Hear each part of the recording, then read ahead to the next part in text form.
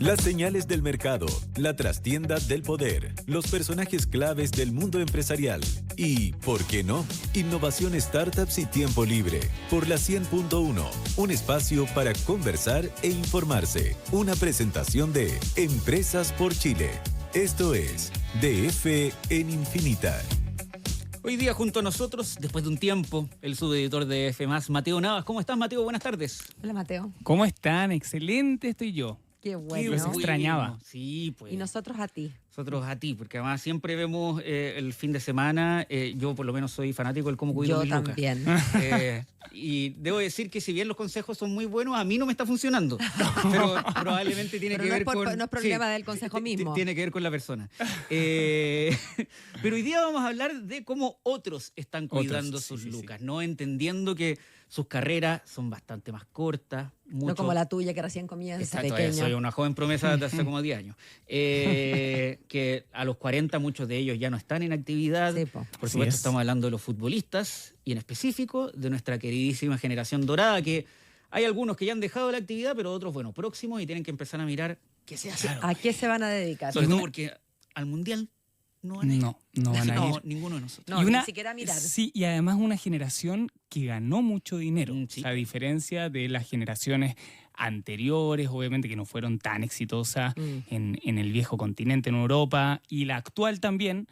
Esta es una generación en particular que ganó mucha plata durante su estadía en Europa. Hay algunos que todavía siguen allá, la gran mayoría están ya en Sudamérica, algunos ya se han retirado. Entonces, lo que pasó hace 2 semanas en Bolivia, Chile quedando eliminado ya 100% de las eliminatorias para el Mundial del próximo año en Estados Unidos, nosotros dijimos ya, ok, esta es porque nosotros ya veníamos pensando en hacer un reportaje sobre los negocios de los principales representantes de la generación dorada, porque ya en los últimos años se han ido moviendo y han sido más públicos con los negocios y con los proyectos que están construyendo. Y ya lo que pasó en el Alto hace 2 semanas en Bolivia ya confirmó todo. Y el mismo Alexis Sánchez lo dijo cuando habló con la prensa posterior a ese fatídico partido. Dijo, la generación dorada, dijo, está enterrada. El único que quedo soy yo, dijo. Entonces, ya es el término de un proceso. Obviamente, eso no significa que algunos de los representantes, Arturo Vidal o Alexis Sánchez incluido, es que vayan a renunciar a la selección, pero ya como generación, como bloque, ya en particular no existe, etc. Entonces, mientras obviamente la selección queda última en las eliminatorias y con el peor puntaje en su historia, la pregunta cambia ahora. ¿Qué viene ahora? Y la respuesta para muchos no está en la cancha. Hay algunos jugadores que han dicho que planean eventualmente dedicarse al fútbol como director técnico. Arturo Vidal lo ha dicho. Sí, pero en la gran mayoría la respuesta o parte de la respuesta está fuera de la cancha, están en los negocios. Estamos hablando de viñas, de activos inmobiliarios, de ropa, de apuestas online, licencias de imagen, academias deportivas. Entonces, mientras un ciclo se acaba o se cierra, otro se está abriendo. Entonces, lo que hicimos fue meternos de lleno en lo que están haciendo algunos de los principales representantes de la generación dorada. A ver, el principal por el cual partimos el reportaje que publicamos el domingo fue por Alexis Sánchez, porque encontramos una serie de datos bien interesantes. Uno es que Alexis compró un departamento en Sunny Isles Beach en 2020, en plena pandemia. Es un departamento que queda... Esto es Florida, Miami, por si acaso. En el norte de Miami, perdón, no lo dije, en el norte de Miami. Es una zona muy exclusiva. Muy cerca de la Mall de Aventura. Claro, la Paola parece que quizás conoce el departamento. Pero además salió elegido el mall mejor de toda Latinoamérica. Aventura, sí. Entonces, bueno, es una zona bien exclusiva. Y Alexis compró un departamento en 2020 ahí, un departamento que no es tan grande para parámetro norteamericano, digamos, y en particular para Florida. Son 140 metros cuadrados, pero es un departamento que la gracia es que queda en la torre de Ritz-Carlton. Es una torre de residencias en particular. Tiene 52 pisos de alto, 200 departamentos. Es un departamento que tiene vista al mar. Lo compró como por $2,5 millones. Y la cosa es que está en arriendo. ¿ya? Logramos confirmar que está en arriendo por unos $20,000 mensuales.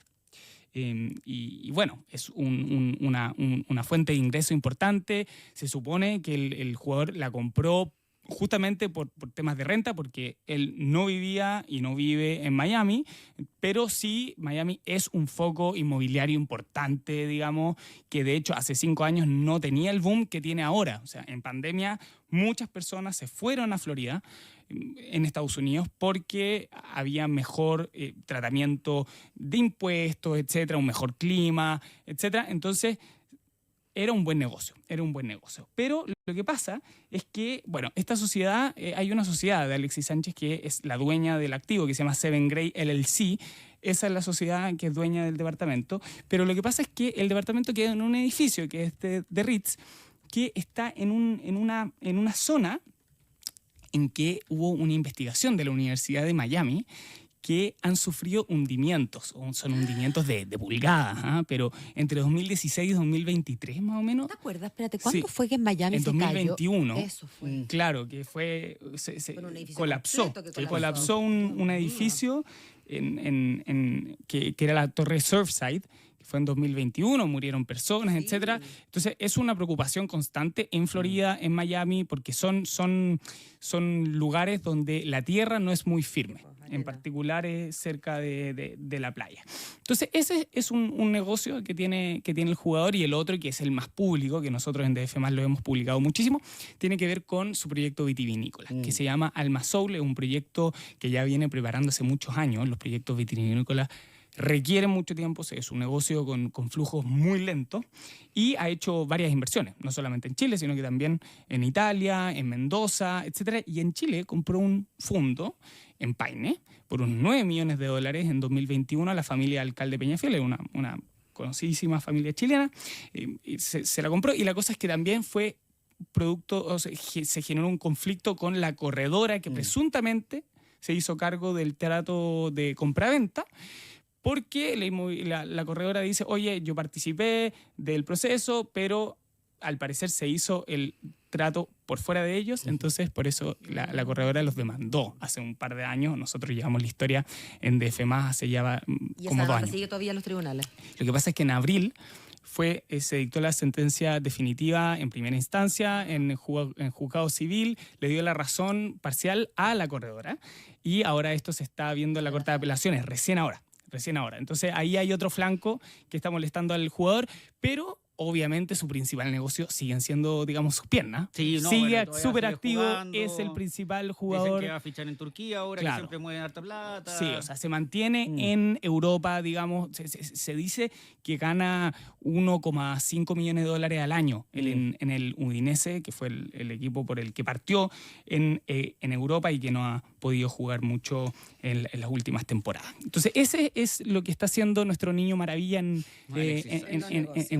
plano de los negocios. Arturo Vidal es un emprendedor. Digamos, si Alexis Sánchez es un paradigma de cómo hacer negocio, Arturo Vidal, digamos, podríamos estar en las antípodas, porque ensayo y error. Claro, porque lo que pasa es que Arturo Vidal ¿No supimos de las hamburguesas recién? Sí, claro, las llevamos en el DF+, les voy a contar un poco de eso, pero el Rey Arturo tiene un entramado de sociedades mucho más amplia que Alexis Sánchez, mucho más públicas, está en muchas industrias.